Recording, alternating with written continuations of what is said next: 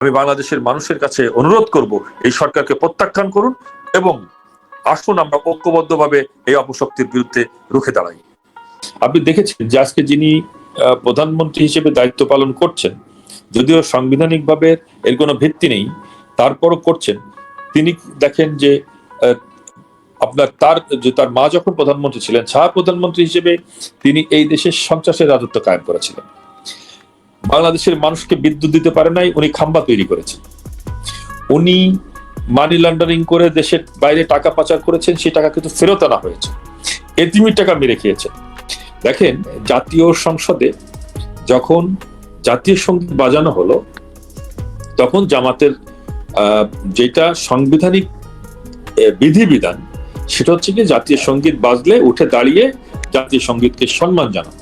কিন্তু দুর্ভাগ্যের সাথে আমরা লক্ষ্য করলাম যে জামাতের মামা ভাগ্নের যে ইলেকশন, ভাগ বাটোয়ারার যে ইলেকশন হয়েছে, সেই ইলেকশনে যাদেরকে বিজয়ী দেখানো হয়েছে, জামাতের 70 বা 74 জন, তারা কেউ কিন্তু উঠে দাঁড়ালেন না। এটা কিন্তু আইনগতভাবে তাদের ফৌজদারি অপরাধ। এটি কিন্তু আইন বলে যে এই যে জাতীয় সঙ্গীতকে সম্মান না জানানো, এটা জাতীয় পতাকাকে সম্মান না জানানো, এটা হচ্ছে একটা ফৌজদারি অপরাধ। তাদের বিরুদ্ধে কিন্তু ফৌজদারি ব্যবস্থা নেওয়া উচিত, যেটা বিএনপি নেয় নাই। এবং মজার ব্যাপার যে আমরা শুধু জামাতের দোষ দিলে তো হবে না। জামাতের যে পাকিস্তান প্রীতি, এই পাকিস্তান প্রীতির সাথে কিন্তু বিএনপিও সম্পৃক্ত। বিএনপি মুক্তিযোদ্ধার কথা বলে, এটা হচ্ছে গিয়ে মুক্তিযোদ্ধার সপক্ষের কিছু শক্তির সমর্থন আদায় করবার জন্য, কিন্তু মনে প্রাণে ওরাও বাংলাদেশের স্বাধীনতায় বিশ্বাস করে না। কেন? প্রমাণটা কি? প্রমাণটা হচ্ছে জাতীয় সংসদের প্রথম অধিবেশনে আপনাদের লক্ষ্য করেছেন যে গোলাম আজম, মতিউর রহমান নিজামী এই যুদ্ধ অপরাধীদের শোক প্রস্তাব গৃহীত হয়েছে। তাহলে বিএনপি জাতীয় সংসদে নিরঙ্কুশ সংখ্যাগরিষ্ঠ থাকা অবস্থায় এই যুদ্ধ অপরাধীদের কিভাবে আপনার শোক প্রস্তাব পাশ হলো? তারা মুখে বিরোধিতা করে, অন্তরে লালন করে জামাত। 71 সালে যারা স্বাধীনতার স্বীকৃত বিরোধী, যারা যুদ্ধ অপরাধী, তাদেরকে এই মহান জাতীয় সংসদে শোক প্রস্তাব পাশ করার মধ্য দিয়ে ওরা প্রমাণ করেছে যে ওরা মুখে বলে কিন্তু অন্তরে এটা লালন করে না। এবং যারা বলতো যে এটা আওয়ামী লীগ মুক্তিযোদ্ধাদের নিয়ে, স্বাধীনতাকে নিয়ে, দেশকে নিয়ে ব্যবসা করে, আজকে এই 5ই আগস্ট 2024 যদি সংগঠিত না হতো, তাহলে কিন্তু বাংলাদেশের মানুষের এই বিভ্রান্তি থেকে যেত। আজকে 5ই আগস্ট প্রমাণ করেছে যে এই দেশের স্বাধীনতা, সার্বভৌমত্ব, এদেশের উন্নয়ন, এদেশের কল্যাণ সবকিছু লালন করে একমাত্র বাংলাদেশ আওয়ামী লীগ। যেটার প্রমাণ আপনারা দেখেছেন যে মুক্তিযুদ্ধ, ঠিক আছে, জাতির জনক বঙ্গবন্ধু শেখ মুজিবুর রহমানের প্রতি বিএনপির বিদ্বেষ থাকতেই পারে, কিন্তু যখন 6 বীরশ্রেষ্ঠ তাদের প্রতিকৃতি ভেঙে দেওয়া হলো, যখন জাতীয় শহীদ মিনার ভেঙে দেওয়া হলো, যখন শহীদ মিনার গুলো গুড়িয়ে দেওয়া হলো, যখন বিভিন্ন স্থাপনা গুলো গুড়িয়ে দেওয়া হলো, তখন বিএনপি কিন্তু কোনো প্রতিবাদ করে না। যখন মুক্তিযোদ্ধাদের গলায় জুতার মালা পরানো হলো, তখন কিন্তু বিএনপি কোনো প্রতিবাদ করে না। বিএনপির মধ্যে একটা ব্যাপক অংশ আছে যারা স্বাধীনতা, সার্বভৌমত্বে বিশ্বাস করে, মুক্তিযোদ্ধার চেতনায় বিশ্বাস করে, কিন্তু যিনি টপে আছে তিনি এই দেশের স্বাধীনতা, সার্বভৌমত্বে বিশ্বাস করে না। আজকে দেখেন, আপনি একজন উন্মাদ মুক্তিযোদ্ধা মন্ত্রী বানিয়েছেন, যিনি বলছেন যে বাংলাদেশের প্রথম মুক্তিযোদ্ধা নাকি বেগম খালেদা জিয়া। এর চেয়েও হাস্যকর কথা আর হতে পারে? সুতরাং ওরা ক্রিটিসাইজ করছেন স্বাধীনতাকে, এই দেশকে, মুখে বলছেন, অন্তরে লালন করছেন না, এবং তাদের সকল কর্মকাণ্ড ইন্ডিকেট করছে যে তাদের পাকিস্তান প্রীতি। সুতরাং আওয়ামী লীগ ফিরবে না, আওয়ামী লীগ তো আছেই। এবং আওয়ামী লীগ আছে দেখি আপনার 5ই আগস্টের পরে 7ই আগস্ট থেকেই কিন্তু আওয়ামী লীগের নেতাকর্মীরা রাজপথে মিছিল করেছে, শত শত মিছিল সংগঠিত হয়েছে, বিভিন্ন জায়গায় জয় বাংলা, জয় বঙ্গবন্ধু দেওয়ালে লিখন হয়েছে। এমনকি জয় বাংলা, যেটা মুক্তিযুদ্ধের প্রথম ধ্বনি ছিল, সেই ধ্বনি বলার জন্য বিভিন্ন জায়গায় গ্রেপ্তার, মব, আহত করা, এগুলো করা হয়েছে। তারপরেও কিন্তু সাহসিকতার সহিত আওয়ামী লীগের নেতা কর্মীরা রাজপথে থাকছেন। হ্যাঁ, সুসংগঠিত ভাবে হাজার হাজার লক্ষ লক্ষ লোক আমরা এক জায়গায় করতে পারছি না, কারণ জানেন যে আজকে মব জাস্টিস করা হচ্ছে, মব ভায়োলেন্স করা হচ্ছে, কোর্টে জামিন দেওয়া হচ্ছে না, এবং ইতিমধ্যে জেলখানায় 200-র উপরে আওয়ামী লীগের মন্ত্রী, এমপি সহ আওয়ামী লীগের অনেক নেতা কর্মীরা হত্যাকাণ্ডের শিকার হয়েছে। তার মানে বুঝছেন, জেলে গেলে নিরাপত্তা নেই, রাস্তায় গেলে মব ভায়োলেন্সের শিকার হওয়ার সম্ভাবনা আছে, এবং মব ভায়োলেন্স হইলে যে যারা এই মব ভায়োলেন্সটা করছে তাদের বিরুদ্ধে কোনো সরকার কোনো ব্যবস্থা না নিয়ে বরঞ্চ যারা মব ভায়োলেন্সের শিকার হচ্ছে তাদের বিরুদ্ধে আইন শৃঙ্খলা বাহিনী লেলিয়ে দেওয়া হচ্ছে, জেলখানায় বিনা চিকিৎসায় বা বিভিন্নভাবে হত্যাকাণ্ড সংগঠিত করা হচ্ছে, জামিন দেওয়া হচ্ছে না, তারপরেও কিন্তু আওয়ামী লীগের নেতাকর্মীরা রাস্তায় নামছে। এটা আওয়ামী লীগ বলেই এটা সম্ভব। এবং আচ্ছা, আমি জি জি জি আমি একটা কথা বলতে চাই। সংসদের কথা যেহেতু আপনি বললেন, সংসদে জামাত উঠে দাঁড়ায়নি, ঠিক আছে, সংসদ জামাত একটা কথা বলেছিল যখন শহীদ মিনারে তারা গেল, তারা বললো যে এটা একটা রাষ্ট্রীয় আচার, তো জাতীয় সঙ্গীতের সাথে দাঁড়াতে হয়, সেটাও রাষ্ট্রীয়। আপনি বললেন ফৌজদারি অপরাধ করে ফেলেছে, সেটা তো আরো বড় অপরাধ। শহীদ মিনারে ফুল না দিয়ে ওনারা আযাবের কথা বলেছে, জাহান্নামের কথা বলেছে, ঠিক আছে, কিন্তু আপনাদের নিয়োগকৃত, আপনাদের রাষ্ট্রপতি ভাষণ দিয়েছেন সংসদে, আপনি সেটা দেখেছেন, সারা দেশবাসী দেখেছে। এখন রাষ্ট্রপতি যদি মনে প্রাণে ওই ভাষণ বিশ্বাস না করেন, কেউ বলছেন যে লিখিত বক্তব্য পড়তেই হয়, এটা নিয়ম, বিশ্বাস না করেন, তাহলে সেটা তিনি কিভাবে পড়লেন? আর পড়লেও যদি বিশ্বাস করেনও, তাহলে বিগত দিনগুলোতে তিনি বঙ্গবন্ধুর কথা বলেছেন, মুক্তিযুদ্ধের কথা বলেছেন, অনেক কথাই বলেছেন, আমরা সেটা জানি। সেই জিনিসগুলো কি অস্বীকার করা হলো না? ওনার রাষ্ট্রপতির ভাষণটা আপনাদের কেমন লেগেছে? দেখেন, রাষ্ট্রপতি তো একটি অলংকারিক পদ, জানেন। এটা মন্ত্রী পরিষদ যে বক্তৃতাটি লিখে দেন সংসদে, তাকে সেটা পাঠ করতে হয়, এটাই রাষ্ট্রাচার, শিষ্টাচার। তবে উনি একটি কাজ করতে পারতেন, সেটা হচ্ছে গিয়ে উনি রিজাইন করতে পারতেন। কিন্তু উনি যে বক্তব্য দিয়েছেন, এতে আমি দোষের কিছু দেখবো না, কারণ এজ এ রাষ্ট্রপতি তিনি সাংবিধানিকভাবে বাধ্যকতা রয়েছে যে মন্ত্রী পরিষদ যে বক্তব্যটা অ্যাপ্রুভ করে দিবে সেই বক্তৃতাটাই তাকে পাঠ করতে হবে। কিন্তু এখানে যদি আমি রাষ্ট্রপতি থাকতাম, তাহলে আমি রিজাইন করে আমি চলে আসতাম। তো হয়তো উনি সেটা করেন নাই। উনি কেন বললেন, কেন করেন, উনি বলতেও পারতেন যে এই মিথ্যা বক্তব্যগুলো আমি দিব না। তো উনি সংবিধানের প্রতি হয়তো আনুগত্য দেখিয়েছেন, তো সেজন্য আমি তাকে দোষারোপ করব। মানে এটা ভ্যারি করে, সে হয়তো যে কোনো কারণেই হোক সে তার দৃঢ়তা দেখাতে ব্যর্থ হয়েছেন। যেটা বললাম, যদি আমি রাষ্ট্রপতি হতাম তাহলে এই বক্তব্য আমি পাঠ করতাম না, আমি রিজাইন করে চলে যেতাম। জি, অনেকে বলছেন যে রাষ্ট্রপতি যদি তিনি পদত্যাগ করতে পারতেন, তিনি যদি একটা ইয়েতে বিশ্বাস করেন, একটা আদর্শে বিশ্বাস করেন, মুক্তিযুদ্ধ স্বাধীনতার চেতনায় বিশ্বাস করেন, তাহলে তিনি পদত্যাগ করতে পারতেন। অশান্ত ছিল। এখানে আমি একটা কথা বলি, সেটা হচ্ছে কি, একটা আদর্শ বিশ্বাস এইটা কোনো ব্যাখ্যা না। ব্যাখ্যাটি হচ্ছে গিয়ে 1971-এ পাকিস্তানের বিরুদ্ধে স্বাধীনতা যুদ্ধ হয়েছে, সেই যুদ্ধে বাংলাদেশ স্বাধীন হয়েছে, 30 লক্ষ শহীদ, 2 লক্ষ মা বোনের সম্ভ্রমের বিনিময়ে। সুতরাং এটা কোনো বিভাজনের বিষয় না, এটা স্বীকৃত একটি স্বাধীন, মানে 30 লক্ষ মানুষের আত্মত্যাগ, 2 লক্ষ মা বোনের সম্ভ্রমের বিনিময়ে বাংলাদেশ আমরা পেয়েছি।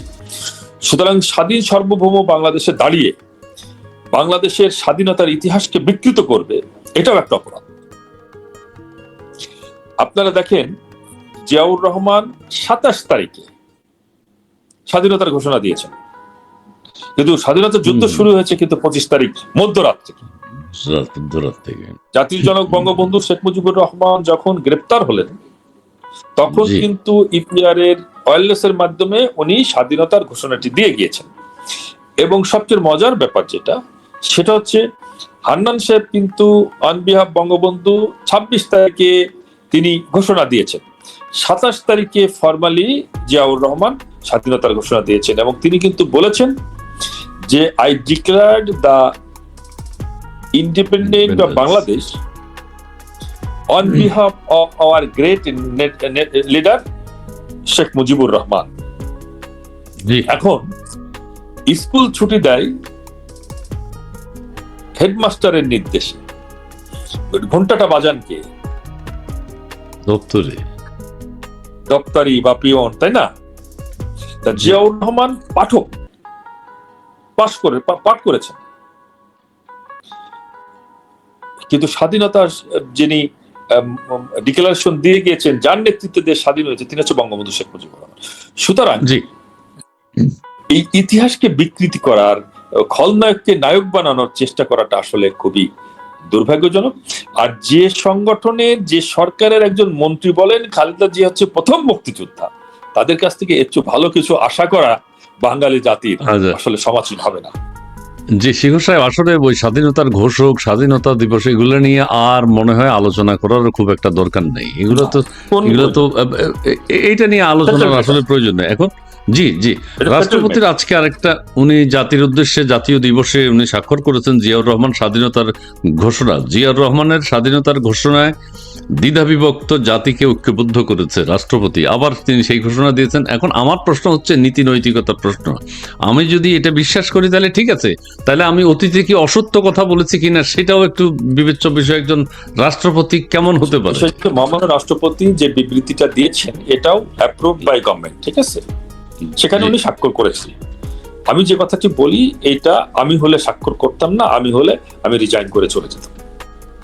সুতরাং রাষ্ট্রপতি, বাঙালি জাতি কিন্তু দীর্ঘদিন সংগ্রামের মধ্য দিয়ে ভাসানী, শেরে বাংলা একে ফজলুল হক, হোসেন শহীদ সোহরাওয়ার্দী সহ নেতৃবৃন্দের নেতৃত্বে দীর্ঘদিন ধরে আন্দোলন সংগ্রামের মধ্য দিয়ে ৬৬ সালে ৬ দফার মধ্য দিয়ে ঐক্যবদ্ধ হয়েছেন এবং ৬৯-এ জাতির জনক বঙ্গবন্ধু শেখ মুজিবুর রহমানের নেতৃত্ব প্রতিষ্ঠিত হয়েছে এবং ৭০ সালের নির্বাচনের মধ্য দিয়ে এই বাংলাদেশের সমস্ত আসন, আমাদের শত শত নেতা কর্মীদের হত্যা করা হয়েছে, শত শত মা বোন শুধুমাত্র নৌকায় ভোট দেওয়ার অপরাধে ধর্ষিত হয়েছে এবং আমাদের বাড়িঘর দল লুটপাট করা হয়েছে। আমরা কিন্তু রাষ্ট্রীয় ক্ষমতায় ছিলাম প্রায় ১৭ বছর, কিন্তু কোনো বিএনপি নেতাকর্মী বলতে পারবে না যে তাদের উপর কোনো অবিচার করা হয়েছে, অন্যায় করা হয়েছে। হ্যাঁ, ওরা বলতে পারেন যে ওরা জেল খেটেছেন, ওদের বিরুদ্ধে মামলা হয়েছে। দেখেন, আপনি যদি ১৪ সালের আন্দোলন থেকে শুরু করে আপনি যদি ধারাবাহিকভাবে আন্দোলনগুলো দেখেন, তারা যে অগ্নি সন্ত্রাস করেছে, তারা যে মামলা হবেই, গাড়িতে আগুন দিবেন মামলা হবে না, আপনি মানুষ হত্যা করবেন পেট্রোল বোমা মেরে মামলা হবে না, আপনি পুলিশের উপর হামলা করবেন, আপনি প্রধান বিচারপতির বাড়িতে ঢুকে ভাঙচুর করবেন, মামলা হবে না। এটা তো হয় না। সুতরাং অপরাধ করলে এর বাইরে শুধুমাত্র রাজনৈতিক কারণে বা রাজনৈতিক কর্মী হওয়ার কারণে কারোর বিরুদ্ধে মামলা হয়েছে এই উদাহরণ দেখাতে পারবে না। সুতরাং আমরা ফিরবো এবং ইনশাল্লাহ আমরা বাংলাদেশকে জননেত্রী শেখ হাসিনার নেতৃত্বে যে উন্নয়নের একটা মহাসড়কে আমরা নিয়ে গিয়েছিলাম, আপনি দেখেছেন যে আজকে যিনি প্রধানমন্ত্রী হিসেবে দায়িত্ব পালন করছেন, যদিও সাংবিধানিকভাবে এর কোনো ভিত্তি নেই, তারপরও করছেন। তিনি দেখেন যে আপনার তার মা যখন প্রধানমন্ত্রী ছিলেন, ছায়া প্রধানমন্ত্রী হিসেবে তিনি এই দেশের সন্ত্রাসের রাজত্ব কায়েম করেছিলেন। বাংলাদেশের মানুষকে বিদ্যুৎ দিতে পারে নাই, উনি খাম্বা তৈরি করেছেন। উনি মানি লন্ডারিং করে দেশের বাইরে টাকা পাচার করেছেন, সেই টাকা কিন্তু ফেরত আনা হয়েছে। এতিমের টাকা মেরে খেয়েছেন। পেট্রোল এবং অকটেন, এই দুইটা কিন্তু আমাদের বাইরে থেকে আমদানি করা লাগে না। জি, এটা আপনি জানেন কিনা? এটা আমদানি করা লাগে না। ও লাগে না, আচ্ছা আচ্ছা আচ্ছা আচ্ছা। সুতরাং এই যুদ্ধের কারণে এইটার উপর কোনো প্রভাব পড়ার কথা নাকি, কারণ আমরা বাই প্রোডাক্ট হিসেবে এই দুইটা জিনিস পাই। সেটা হচ্ছে কি, আমাদের যে গ্যাস, এই গ্যাস যখন আমরা রিফাইন করি, দিয়ে আমরা গ্যাস লাইনে এটা সরবরাহ করি, তখন এটা থেকে যে লিকুইডটা বের হয়ে যায় সেটাই হচ্ছে গিয়ে অকটেন এবং পেট্রোল। আমাদের শুধু ডিজেলটার সংকট ঘটতে পারে। সুতরাং এটা একটা কৃত্রিম সংকট। আপনারা জানেন যে একটা সময় এই তারেক জিয়া ছায়া প্রধানমন্ত্রী থাকা অবস্থায় বাংলাদেশে সারের সংকট ছিল এবং সার চাওয়ার অপরাধে মানুষকে গুলি করে নির্মমভাবে হত্যা করেছিল। বিদ্যুৎ না দিয়ে খাম্বা কিনে বিদ্যুৎ উৎপাদনের পরিমাণ কমিয়ে এনে কৃত্রিম সংকট সৃষ্টি করা হয়েছিল এবং বিদ্যুৎ চাওয়ার অপরাধে মানুষকে গুলি করে হত্যা করা হয়েছিল। সুতরাং এই সরকার এই প্রবলেম যে সামাল দিতে পারবে না, কারণ তারা তো তাদের সংগঠনের বেশিরভাগ নেতাকর্মীদের কাজই হচ্ছে গিয়ে এই চর্যবৃত্তি। আপনার তাদের টপ যিনি যখন কৃত্রিম সংকট সৃষ্টি করেন, সারের ব্যবসা কিন্তু উনি করতেন। আমি 2001-2006 কথা বলছি, তখন যে সারের প্রবলেম ছিল সেই সারটা কিন্তু ব্যবসা করতেন উনি। আমি আরেকজনের নাম বলতে চাই না আমার এলাকার, আমি সেই জন্যই আমি তার নামটা বলতে চাই না, তার সাথে এই ব্যবসাটি করতেন। তাহলে তিনি মুনাফা লাভের জন্য তিনি এই আপনার সার কৃত্রিম সংকট সৃষ্টি করেছেন। সুতরাং তার কাছ থেকে আমরা ভালো কিছু আশা করতে পারিনি।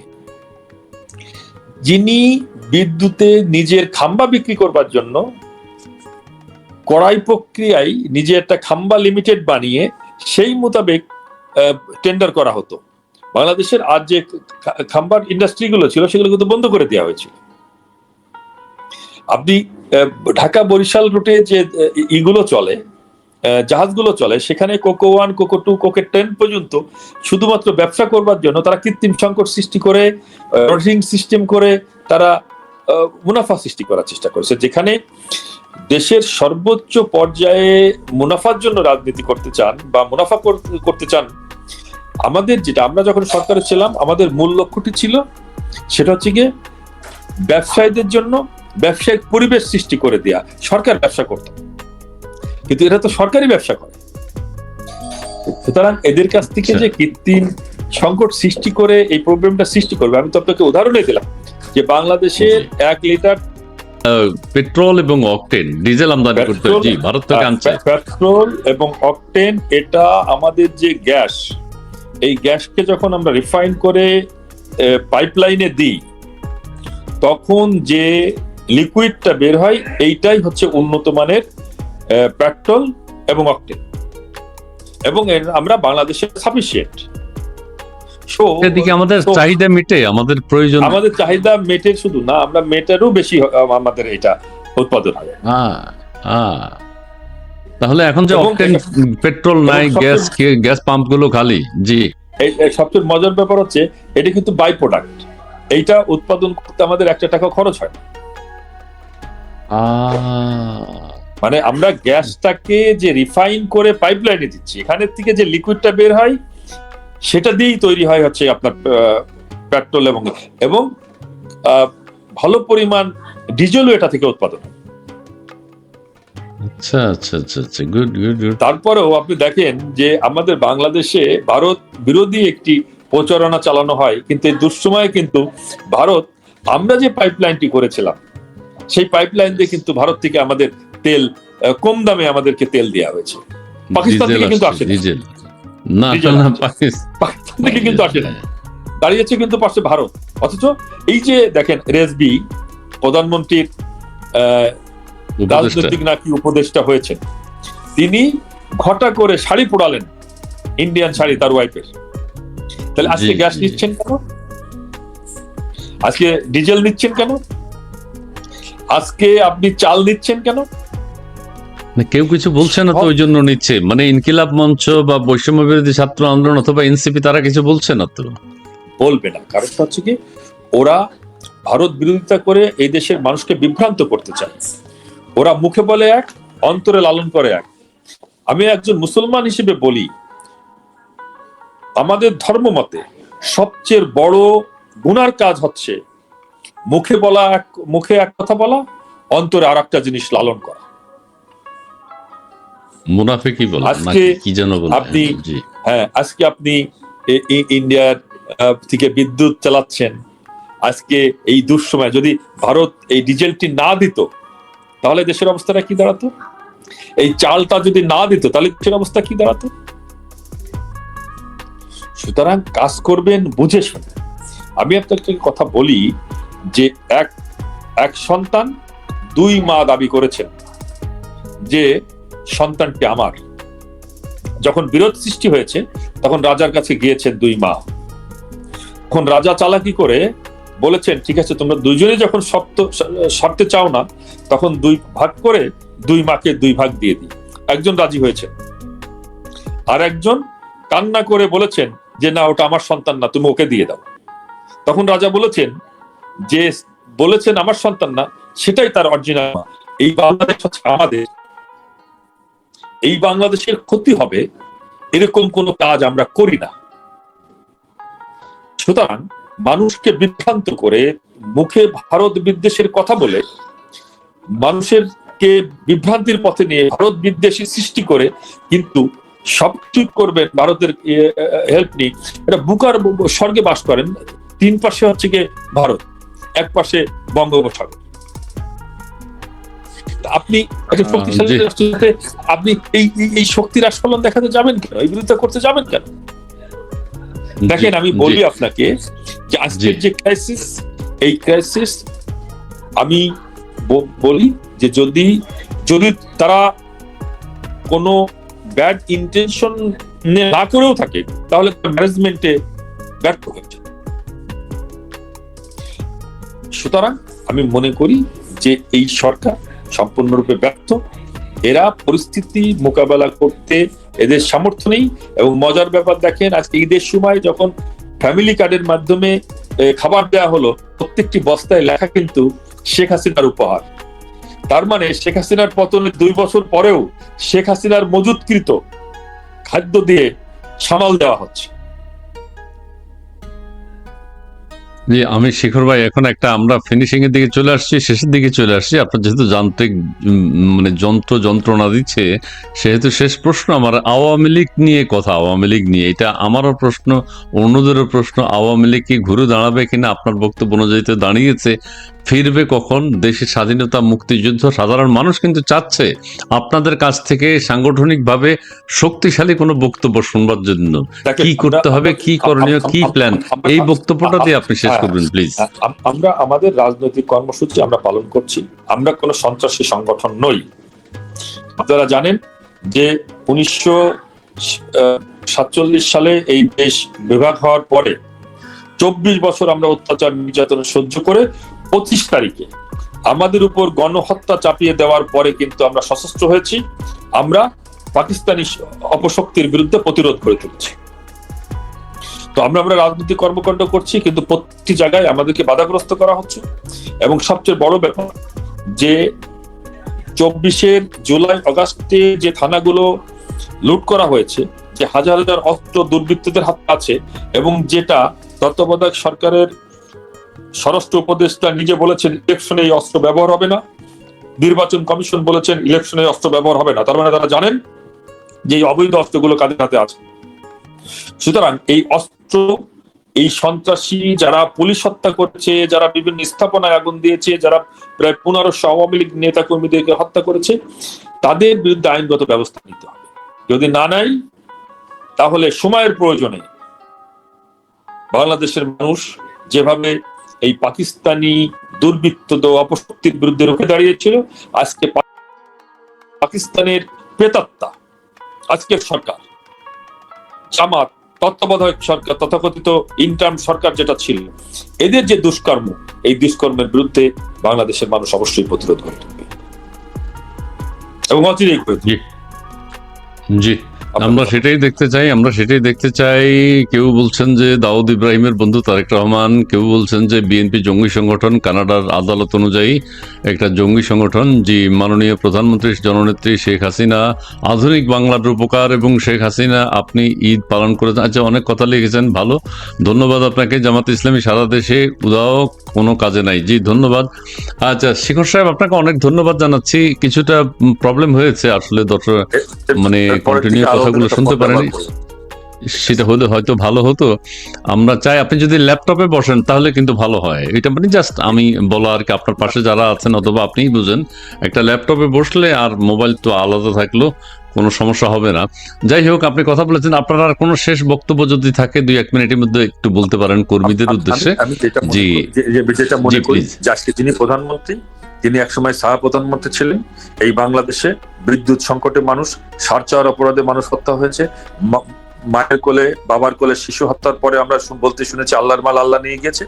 সুতরাং এদের অভিজ্ঞতা খুবই খারাপ আমাদের। এবং আপনি জানেন একবারে একযোগে 570টি উপজেলায় বোমা বিস্ফোরণ ঘটিয়ে মৌলবাদের উত্থান দেখেছিলাম, আমরা বাংলা ভাই সৃষ্টি হতে দেখেছিলাম, আমরা আদালতে বিচারককে বোমা মেরে হত্যা করতে দেখেছিলাম। সুতরাং এই সরকারের কাছ থেকে কিছু আশা করা ঠিক হবে না, এবং এই দেশটাকে ওরা ব্যর্থ রাষ্ট্রে রূপান্তরিত করতে চায়, সন্ত্রাসী রাষ্ট্রে রূপান্তরিত করতে চায়। সুতরাং সেই অভিজ্ঞতার আলোকে আমি বাংলাদেশের মানুষের কাছে অনুরোধ করব, এই সরকারকে প্রত্যাখ্যান করুন এবং আসুন আমরা ঐক্যবদ্ধভাবে এই অপশক্তির বিরুদ্ধে রুখে দাঁড়াই।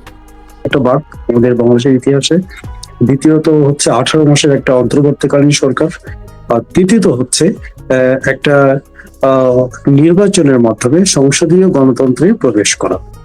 এই তিনটা বাকে আমাদের সেনাবাহিনী এর যে অবদান, সেটা কিন্তু আমরা আসলে বলবো একজন মিডিয়া কর্মী হিসাবে ওইভাবে তুলে ধরতে পারিনি। এবং এই তুলে ধরতে না পারাটাকেই আমি মনে করি যে সশস্ত্র বাহিনীর প্রতি এক ধরনের অবিচার করা হয়েছে। আপনি দেখেন, আমরা তো আসলে খুব দ্রুত অনেক কিছু ভুলে যাই। অভ্যুত্থান পরবর্তী সময়ে বা অভ্যুত্থানের দিন থেকে আমাদের দেশে কি অবস্থা ছিল?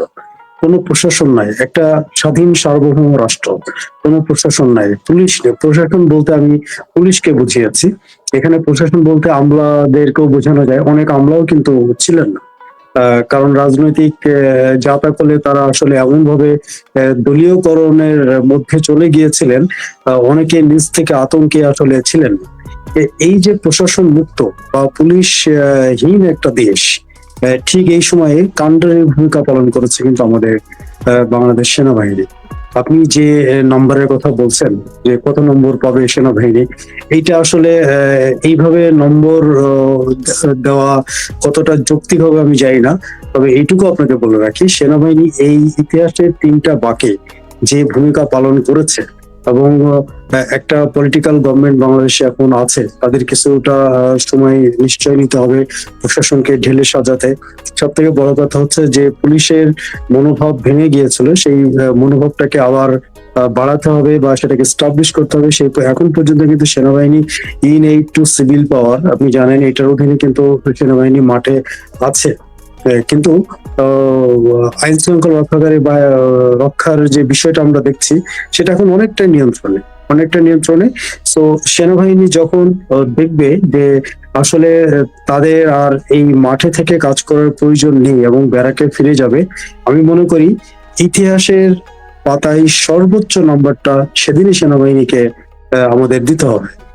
আর এখন পর্যন্ত যে অবস্থা, অভ্যুত্থান পরবর্তী যেভাবে মব ভায়োলেন্স, যেটাকে আমরা মব সন্ত্রাস হিসাবে বলি, আপনি দেখেন প্রথম দিকে কিন্তু মব ভায়োলেন্সটা আমরা অনেক সময় বলি যে এটা একটা কালচারে পরিণত হয়েছিল। বিভিন্ন জায়গায় মব, কোথায় মব, একটা হাই স্কুলের প্রধান শিক্ষককে সরাতেও সেখানেও মবের বিষয় চলে এসেছিল। মানে দেশটা এক ধরনের অরাজকতার মুখোমুখি হয়েছিল। কিন্তু সেনাবাহিনী যখন এইটার বিরুদ্ধে অবস্থান নিয়েছে, কঠোর ভূমিকা নিয়েছে, তখন থেকে কিন্তু মবের বিষয়টা আস্তে আস্তে কমে এসেছে। এবং পুলিশ পর্যন্ত যেখানে নিরাপত্তা দিতে ব্যর্থ হয়েছে, সেখানে কিন্তু সেনাবাহিনী এগিয়ে গিয়েছে এবং এগিয়ে গিয়ে পরিস্থিতি নিয়ন্ত্রণে নিয়েছে। দুই একটি মবের বিষয়ে সেনাবাহিনী হয়তো ওইভাবে ভূমিকা পালন করতে পারেনি, এর মধ্যে নিশ্চয়ই পলিটিক্যাল কিছু কারণ আছে। আমরা জানি অন্তর্বর্তী সরকারেরও কিছু এজেন্ডা থাকতে পারে, কিন্তু যেখানে সেনাবাহিনী পৌঁছেছে সেখানে মব যে দ্রুত ছড়িয়েছে এরকম কোনো উদাহরণ কিন্তু আমরা এখনো দেখিনি। যেমন আপনি বলতে পারি যে সেনা সদরে বেশ কয়েকবার অন্তর্বর্তী সরকারের সময়ে প্রেস ব্রিফিং এর আয়োজন করা হতো প্রতি বৃহস্পতিবার। সেনা সদর থেকে তারা পরিস্থিতি নিয়ে, সার্বিক পরিস্থিতি নিয়ে তারা আমাদেরকে নানা প্রশ্নের জবাব দিয়েছেন। কিন্তু প্রত্যেকটা প্রেস ব্রিফিং এ তারা মবের বিরুদ্ধে সেনাবাহিনী শক্ত অবস্থানের কথা তুলে ধরেছেন এবং তারা বলেছেন যে মবের বিষয়ে আমরা জিরো টলারেন্স দেখাতে চাই। এই ক্ষেত্রে আমাদের কোনো ধরনের কোনো ছাড় দেওয়ার সুযোগ নেই। কারণ সেনাবাহিনীর এই যে শক্ত অবস্থান, শুধু অবস্থান না, এবং তারা যে ভূমিকাগুলো পালন করেছে বিভিন্ন জায়গায় আমরা যেগুলো দেখেছি, কোথাও প্রচার মাধ্যমেও দেখেছি, প্রচারের মাধ্যমের বাইরে অনেক সামাজিক যোগাযোগ মাধ্যমে আমরা নানা রকম ভিডিও দেখেছি যে কিভাবে সেনাবাহিনী মবের বিরুদ্ধে লড়াই চালিয়ে গিয়েছে, এবং শেষ পর্যন্ত আমি মনে করি সেনাবাহিনীর এই লড়াইয়ের সুফল আমরা এখন পাচ্ছি। এখন কিন্তু আমরা পত্রিকার কথা খুললেই মবের ইয়ে দেখি না, বা আমরা যে এখন আস্তে আস্তে আপনি দেখেন আমরা কিন্তু এখন গভীর রাতেও নিশ্চিন্তে নিরাপদে চলাফেরা করতে পারছি। এই সবকিছুর অবদানের নেপথ্যে কারিগর হচ্ছে এই বাংলাদেশ সেনাবাহিনী বা সশস্ত্র বাহিনী। আপনি আরেকটা বাকের কথা বললেন, ইতিহাসের আরেকটা বাকের কথা যেটা আমি বলেছি, যে এটা তো গেল আসলে অভ্যুত্থান পরবর্তী সময়। এরপরে আসলো আসলে একটা ইন্টারিম গভর্নমেন্ট। ইন্টারিম গভর্নমেন্ট একটা সরকার যখন চালাতে হয় তখন তার মূল হাতিয়ার থাকে কিন্তু প্রশাসন। তো সেই ক্ষেত্রে আমরা অতীতে দেখেছি যে পুলিশ প্রশাসন এদেরকে আসলে ব্যবহার করে যে কোনো সরকার তারা তাদের বিভিন্ন এজেন্ডা বাস্তবায়ন করেছে। কিন্তু এই সরকার যে টিকে ছিল 18 মাস, পুরোটাই সশস্ত্র বাহিনীর উপরে নির্ভর হয়ে তারা টিকে ছিল।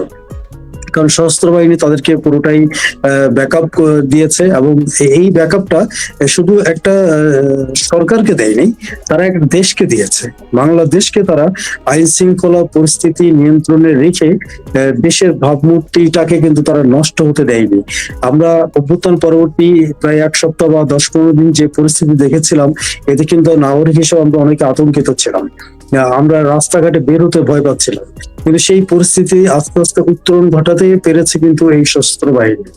আর এই যে 18 মাসের সরকার, তাদের বেসিক্যালি আইন শৃঙ্খলার বেসড ছিল কিন্তু সেনাবাহিনী, এবং সেনাবাহিনীর উপরে ওই সরকারের যেমন আস্থা ছিল, সেনাবাহিনী সেই আস্থাটাকে প্রাধান্য দিয়ে দেশের আইন শৃঙ্খলা পরিস্থিতি স্বাভাবিক রাখতে পেরেছে। দুই এক জায়গায় বিচ্ছিন্ন কিছু ঘটনা ঘটেছে, কিছু বিতর্কিত বিষয় ঘটেছে, কিন্তু সেনাবাহিনী যখন পূর্ণ হস্তক্ষেপ করে বা পূর্ণ যখন নিয়ন্ত্রণ নেয় তখন সেসব কিন্তু আর ঘটেনি, যেটা আমরা যেভাবে দেখেছি। আর তৃতীয় বাকের কথা বলছি, তৃতীয় বাক হচ্ছে এইটা খুব গুরুত্বপূর্ণ আমাদের জন্য, যে একটা ত্রয়োদশ জাতীয় সংসদ নির্বাচন হয়েছে 12ই ফেব্রুয়ারি, এবং অন্তর্বর্তী সরকার সেই নির্বাচনটা দিয়ে গেছে, কিন্তু এটাও কনসার্ন ছিল কিন্তু সেনাবাহিনী। আপনি দেখেন অতীতে যত আমাদের নির্বাচন হয়েছে সবসময় মারামারি কাটাকাটি এই ধরনের একটা বিষয় ছিল, এবং এটাও এক ধরনের আমাদের বলা যায় নির্বাচনী কালচার ছিল। কিন্তু এবারও আমি নির্বাচনের আগে 5 থেকে 6টা জেলা ঘুরেছি, নির্বাচনের পরিস্থিতি দেখতে গিয়েছিলাম। সেখানে সব জায়গায় কিন্তু এক ধরনের শঙ্কা ছিল, এক ধরনের ভয় ছিল যে এবার ইলেকশনে কি হবে, হয়তো নানা ধরনের মানে দুর্ঘটনা ঘটতে পারে বা বিভিন্ন ধরনের ঝুঁকিপূর্ণ ঘটনা ঘটতে পারে এই নির্বাচনকে কেন্দ্র করে।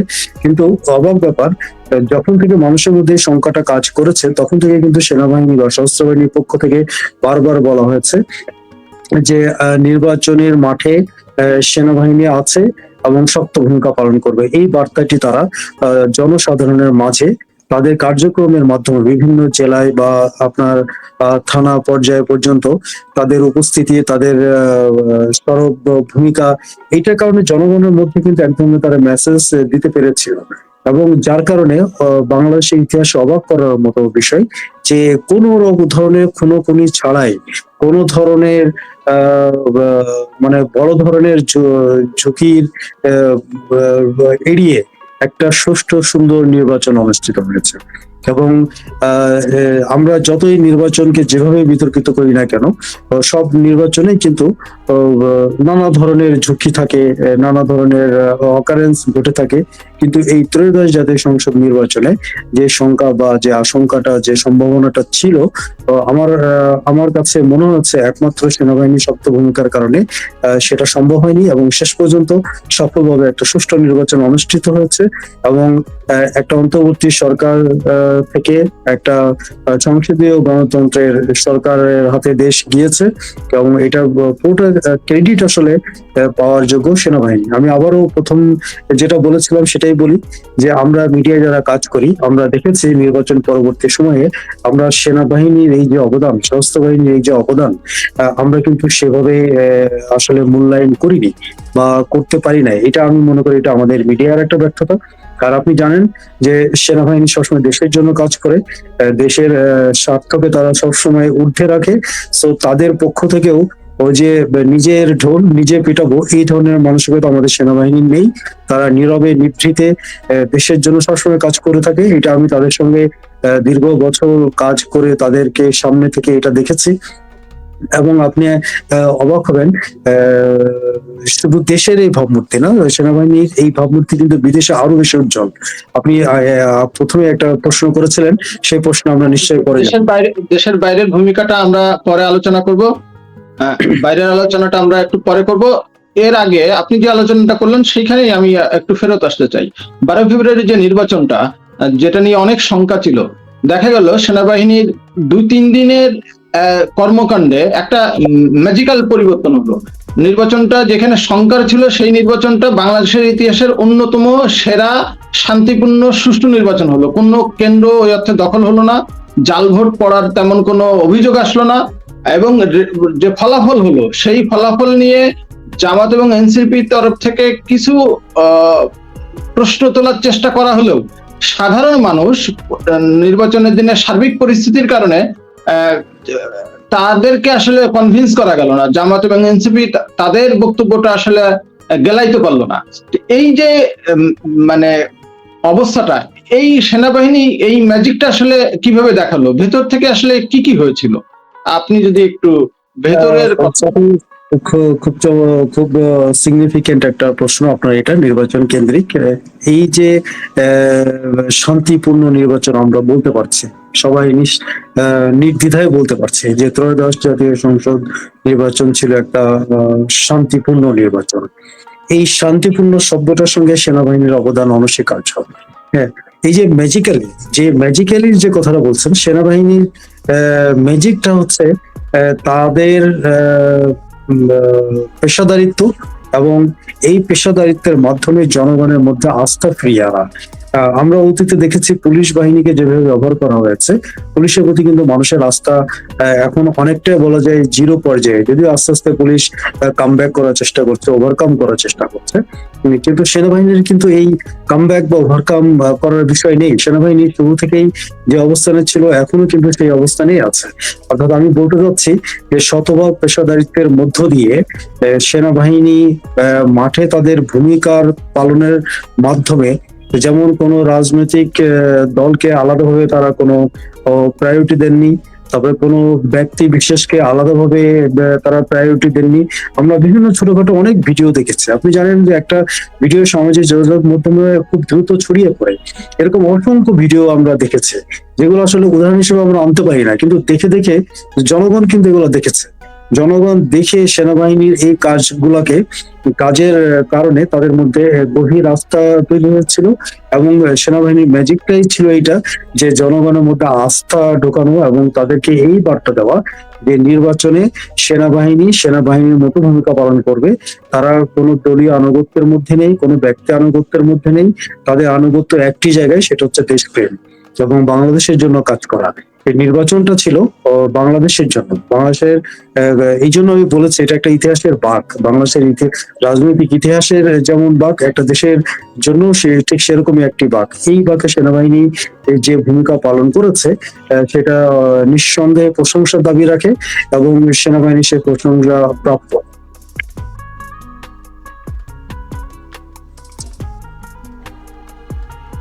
জি, একদম পরিষ্কার। এইখানে আমি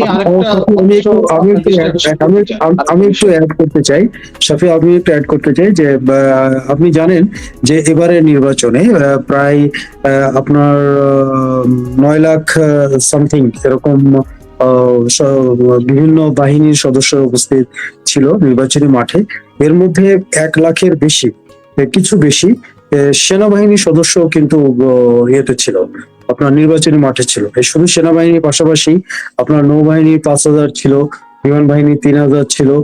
তো এই বাহিনীগুলোর উপস্থিতি, আপনি জানেন যে সশস্ত্র বাহিনী কখনোই বাংলাদেশের নির্বাচনে সরাসরি হস্তক্ষেপ করে না, সেই ইতিহাস নেই। কিন্তু আইন শৃঙ্খলা রক্ষার ক্ষেত্রে তারা আমাদের অন্যান্য আইন শৃঙ্খলা রক্ষাকারী বাহিনীকে সহযোগিতার জন্য মাঠে থাকে।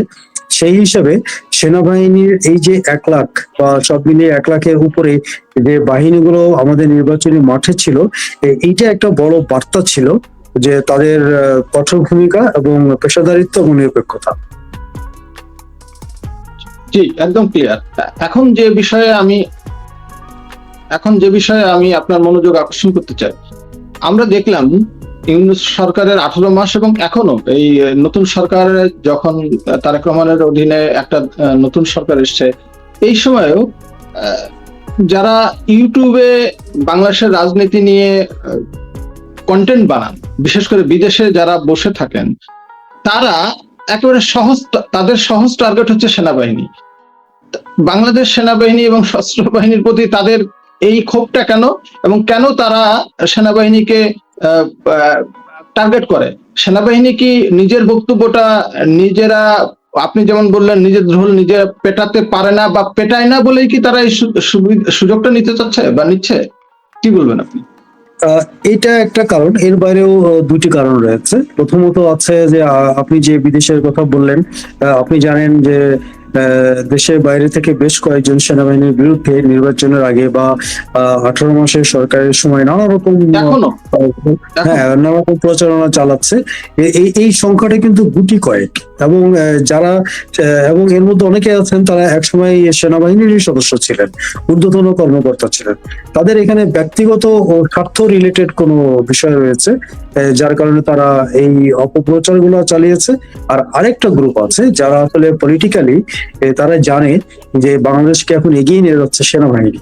আসলে যারা ওই সময় সেনাবাহিনীর বিপক্ষে নানা রকম প্রচারণা বা অপপ্রচার চালিয়েছে, তাদের উদ্দেশ্য ছিল কিন্তু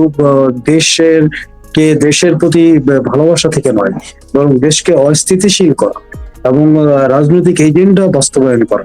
রাজনৈতিক এজেন্ডা বলতে নেতিবাচক এজেন্ডা যেগুলা তারা জানে যে সেনাবাহিনীকে দুর্বল করতে পারলে বাংলাদেশকে দুর্বল করা সম্ভব হবে।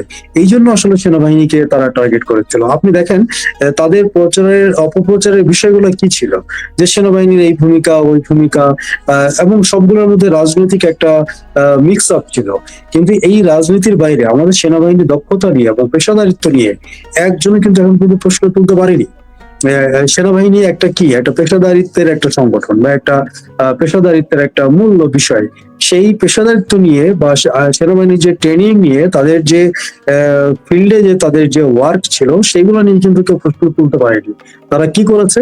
তারা রাজনৈতিক রং মাখিয়েছেন এই সেনাবাহিনীর উপরে, এবং রং মাখিয়ে তারা দেশটাকে অস্থিতিশীল করার একটা চক্রান্তের অংশ হিসাবে টার্গেট করেছিলেন সেনাবাহিনীকে। কিন্তু শেষ পর্যন্ত সেনাবাহিনী তাদের নীরবতা বলেন বা তাদের কার্যক্রম বলেন বা তাদের পেশাদারিত্ব বলেন, এইসবের মধ্য দিয়ে বা মাধ্যমে ওইসব সমালোচনাকারীদেরকে কঠোর জবাব দিয়েছে।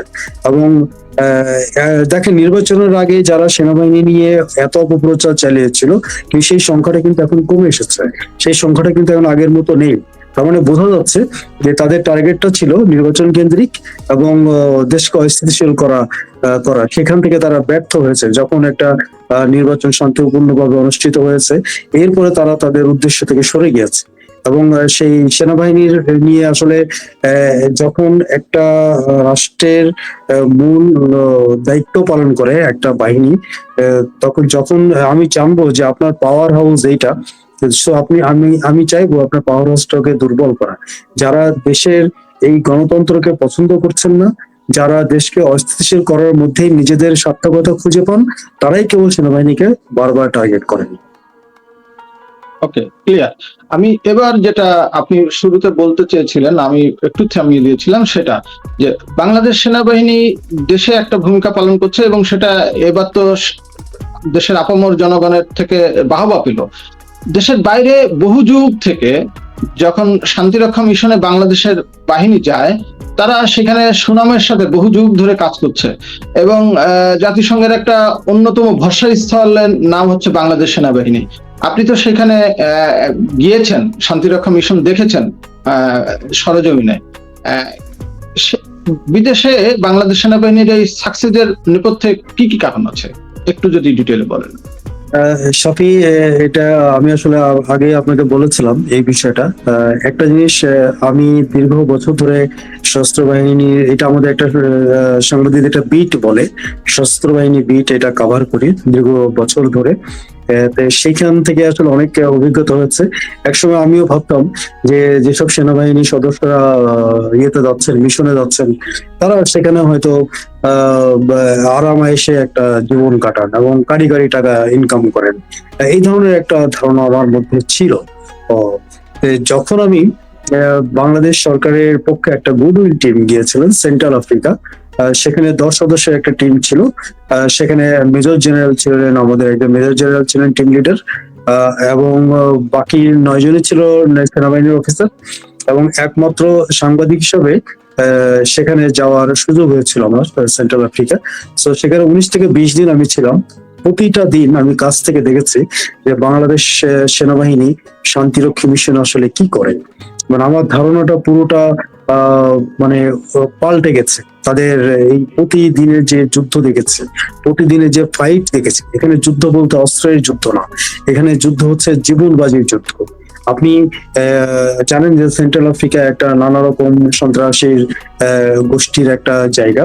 মানে তাদের হয়তো পেটে ভাত নেই, কিন্তু হাতে কিন্তু অত্যাধুনিক অস্ত্র। এটা জিও পলিটিক্যাল কারণেও তাদের কাছে এইসব অস্ত্র গুলা গিয়েছে, যে কারণে ওখানে শান্তিরক্ষী মিশন চালু রেখেছে জাতিসংঘ। এবং সেখানে দেখেছি যে সেনাবাহিনীর সদস্য, ঊর্ধ্বতন কর্মকর্তা থেকে শুরু করে একজন সৈনিক পর্যন্ত, তারা জানে না যে আগামীকাল তারা বেঁচে থাকতে পারবেন কিনা। এই যে প্রতি মুহূর্তে মৃত্যুকে আলিঙ্গনের মধ্যে রেখেই তারা তাদের দায়িত্বগুলো পালন করেছে। আপনি শুনলে অবাক হবেন, আসলে সেনাবাহিনী নেপথ্যে থেকে এমন অনেক কাজ করেন যেগুলো আসলে আমরা সাধারণ মানুষ বা আমরা যারা মিডিয়ায় কাজ করি সবকিছু আমরা জানতে পারি না। যেটা আমি সেনাবাহিনীর ওই সেন্ট্রাল আফ্রিকায় গিয়ে দেখেছি, কয়েকটা গ্রামে গিয়েছি, সেখানে গ্রামবাসীর সঙ্গে কথা বলেছি, অবশ্য সেটা প্রভাষীর মাধ্যমে। সেই সুযোগও তারা আমাকে করে দিয়েছিল যে আপনি চাইলে তাদের সঙ্গে কথা বলতে পারেন। বাংলাদেশের অন্তত শতাধিক সেনা কর্মকর্তার নামে আমাদের ওই আফ্রিকায় অনেকে বাচ্চার নাম রেখেছে, যেটা আসলে সেনাবাহিনী কখনো এটা যায় না। যেমন আমি যদি বলি একজন মেজর তানভীর বা কর্নেল তানভীর, দেখা গেলো যে ওই বিভিন্ন তারা অপারেশন করে, অপারেশনাল কার্যক্রম চালায়, সাধারণ মানুষদেরকে তারা উদ্ধার করে, সহযোগিতা করে, তাদের জীবনটাকে নিরাপত্তার বেষ্টনীতে রাখে। এতে খুশি হয়ে শতাধিক সেনা কর্মকর্তা বা সৈনিকের নামে তারা এটা স্বেচ্ছায় আবেগ আপ্লুত হয়ে তাদের যারা আমরা বলবো কি যে সন্তান ভূমিষ্ঠ হওয়ার পরে তাদের নামকরণ করেছে।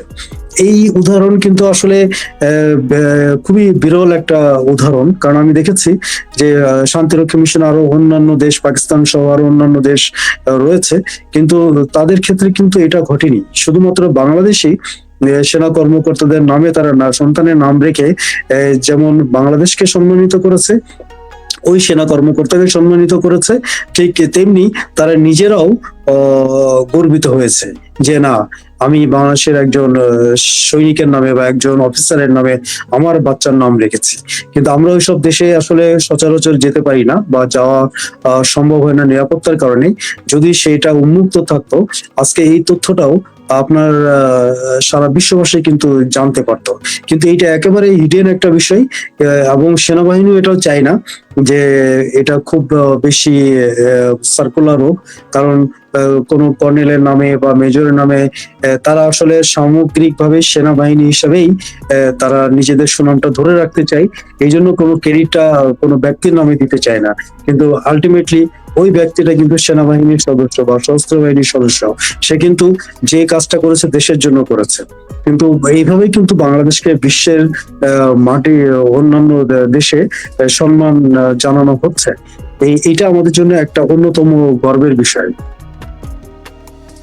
সোহাগ, আমরা শেষের দিকে চলে এসেছি। আমি শেষে জানতে চাই যে সেনাবাহিনীর হাত ধরে, আমাদের সশস্ত্র বাহিনীর হাত ধরে নির্বাচনের মাধ্যমে গণ অভ্যুত্থান পরবর্তী অস্থিরতা কাটিয়ে এখন যে গণতন্ত্রে আমরা ফিরলাম, এই গণতন্ত্রকে নিরাপদ রাখতে সেনাবাহিনীকে আসলে আর কতদিন মাঠে থাকতে হবে, বা আদৌ মাঠে থাকার খুব দরকার আছে কিনা এই নির্বাচিত সরকারের সময়, এবং মাঠে থাকার কারণে সেনাবাহিনীর যে শৃঙ্খলা সেইটা কোনো রকম ভাবে ক্ষতিগ্রস্ত হওয়ার সংখ্যা তৈরি হচ্ছে কিনা? সাফি, জানেন যে আমাদের সেনাবাহিনী শীতকালীন একটা মহড়া থাকে, তাদের নিয়মিত কিছু প্রশিক্ষণ থাকে, যেটা আসলে অভ্যুত্থান পরবর্তী সময় থেকে তারা মাঠে রয়েছে। তো সেনাবাহিনীর ভিতরে এই কিছু প্রশিক্ষণ, কিছু ইয়েতে কিছুটা তাদের স্যাক্রিফাইস করতে হচ্ছে, এবং এই স্যাক্রিফাইসটা তারা করছে দেশের স্বার্থে, দেশকে ঠিক রাখতে। একটা রাজনৈতিক সরকার মাত্র ক্ষমতায় এসেছে, সেই সংসদীয় গণতন্ত্রের কথা বলছি। সেই সংসদ ইতিমধ্যে 2টা দিন অতিবাহিত হয়েছে সংসদ অধিবেশনের। আপনি জানেন 29 তারিখ থেকে আবার অধিবেশন বসবে। সো এই সরকার